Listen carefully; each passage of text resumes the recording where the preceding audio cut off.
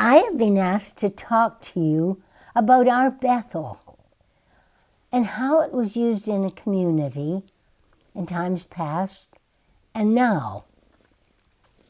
Bethel, house of God, from dance hall to bingo hall. It was started with a small group, a handful of people, fewer than a dozen. I know their names. I wasn't there in 1912, but I know the history. And as a pre-kindergarten child, I can remember that place.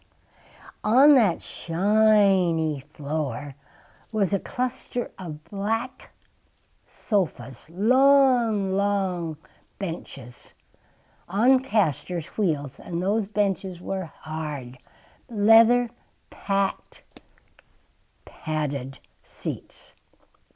But on Sunday morning, that place, I experienced a reverential fear of the Lord as we worshiped round the Lord's table.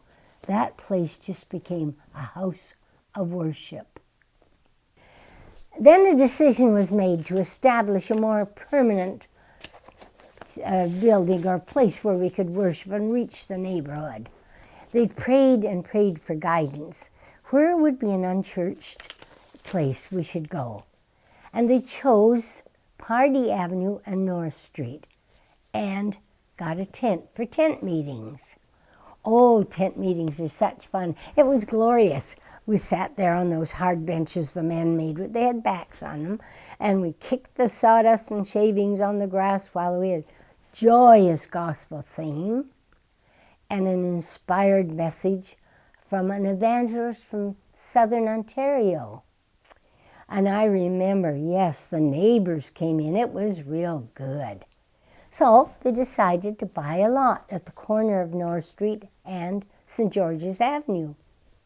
There they erected a shell, just a bare shell of a building, Bethel Hall. It had a coal-fired stove near the front door, a flat, long, low platform, and a pump organ, and chairs. Now, there was no plumbing, no water, so we had no bathroom facilities.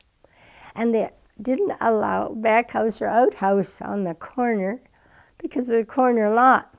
And we all walked to church in the winter, all to Bethel, from 3 families from Bruce Hill, some from way up John Street, Welling Street West, Welling East. And there was no bus system. There was no foyer in the chapel. So when the women came in with damp coats, they hung them over the backs of their wooden chairs. And the men hung their coats on the back wall. But it was a warm, loving Christian assembly. Now that we were a church, the neighbors stopped coming.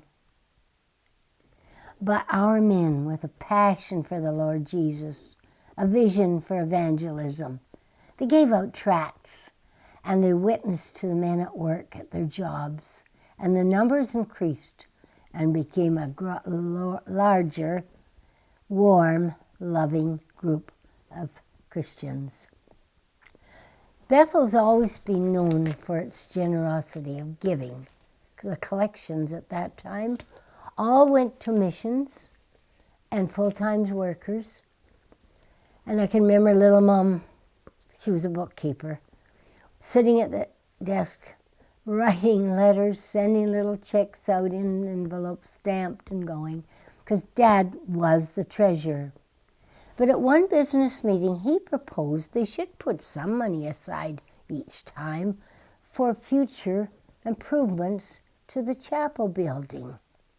It was called a hall then. And that was the beginning of our Bethel Building Fund. Then the Great Depression hit, and many of our men were out of work, out of money and out of jobs. There were no jobs, and there was no unemployment insurance.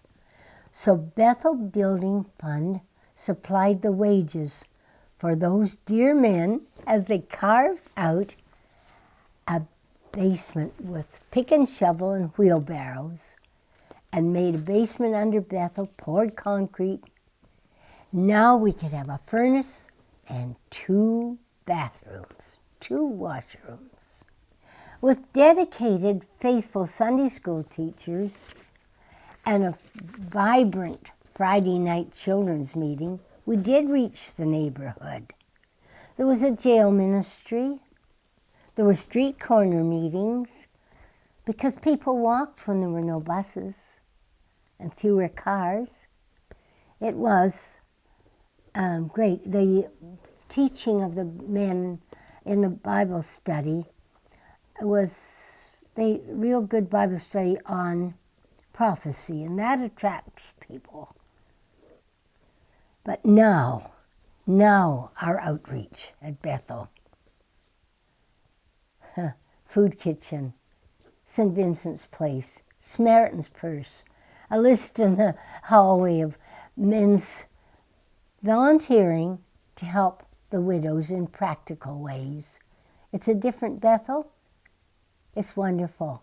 And we have a precious college and career group. Well, just think, a day of babysitting for people. And raking leaves for seniors.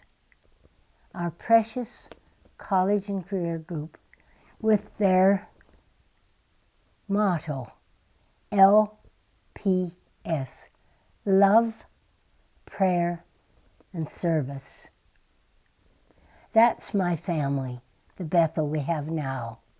It's just a warm, welcoming, friendly, generous people sharing the love of God and sharing of their lives to others. God bless us. Thank you.